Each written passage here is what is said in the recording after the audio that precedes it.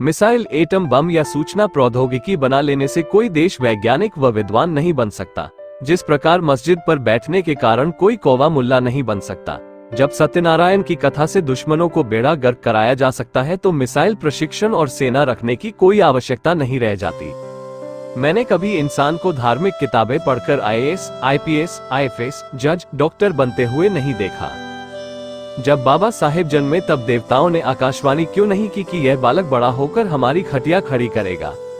गलत का विरोध खुलकर कीजिए, चाहे राजनीति हो या समाज। इतिहास आवाज उठाने वालों पर लिखा जाता है, तलवे चाटने वालों पर नहीं। तुम्हारी लड़ाई उस साहित्य से है जिसने तुम्हारी लाश तक से कमाने का नियम बना रखा है और तुम्हारा मन भक्ति के हिलोरे मार रहा है।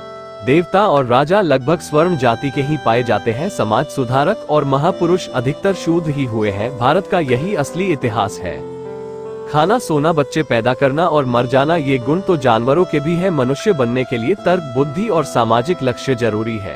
सांप कभी बील नहीं बनाता, चूहे के बिल में रहकर चूहे को एक खाता है। ब्राह्मण मंदिर खुद नहीं बनाता, SC, ST, OBC बनाता है और ब्राह्मण उसे में पुजारी बनकर उसके धन से आजीवन ऐश करता है। किसी भी देश में किसी भी धर्म की कोई किताब भगवान ने नहीं लिखी, हर किताब मनुष्य ने लिखी है। और धर्म पंडितों ने बार बार कहकर यह बात हमारे दिमाग में भर दी है कि भगवान की आज्ञा है ताकि हम कोई सवाल ना उठा सके। दूसरों के दिलों में जो स्थान आप रखते हैं वही आपकी असली दौलत है। जिसे अपने दुखों से मुक्ति चाहिए उसे लड़ना होगा, और जिसे लड़ना है उससे पहले पढ़ना होगा, क्योंकि ज्ञान के बिना लड़ने गए तो हार निश्चित है। अन्याय से लड़ते हुए आपकी मौत हो जाती है तो आने वाली पीढ़ी उसका बदला अवश्य लेगी, परंतु यदि सहते सहते मर जाओगे तो आगे की पीढ़ियां भी गुलाम बनी रहेगी। यदि राम राज्य आएगा तो सीता जंगल जाएगी, शंबुक का सिर कटेगा, एकलव्य का अंगूठा कटेगा, द्रौपदी जुए में हारी जाएगी, शूद्र को खटिया छोड़ना ही पड़ेगा।